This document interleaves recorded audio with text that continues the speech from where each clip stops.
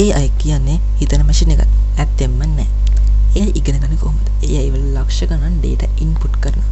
උදාහරණයක් විදිහට photos, text, voice, videos වගේ.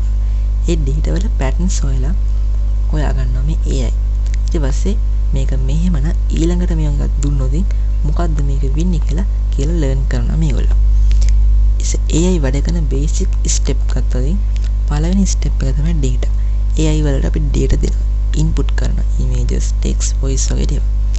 ඊට පස්සේ step 2 එක තමයි මේගොල්ලෝ train කරනවා.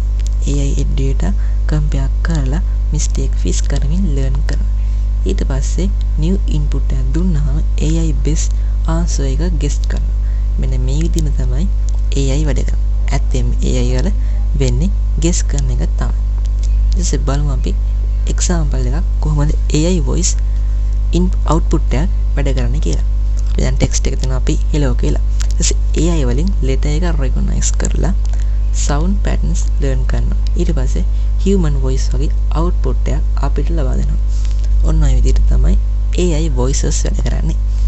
අපි දැන් example එකක් ගමු. AI images වැඩ කරන්නේ කොහොමද? අපි දැන් prompt එක දෙනවා lion with Sri Lankan flag කියලා. AI එකෙන් all images remember කරලා shapes color mix කරලා new image එකක් generate කරනවා unique වෙච්ච. ඉතින් ඔන්න ඔය විදිහට තමයි වැඩ කරන්නේ AI වලට කරන වැඩ දේවල් ටිකක් තියෙනවා. ඒක තමයි AI වලට මිනිසෙක් විදිහට හිතන්න බෑ. ඒ වගේම හැඟීම් දැනෙන්න. ඉතින් ඔන්න ඔය වගේ තමයි AI වැඩ කරන්නේ. ඉතින් මේ වීඩියෝ එක හොඳයි නම් subscribe කරන්න.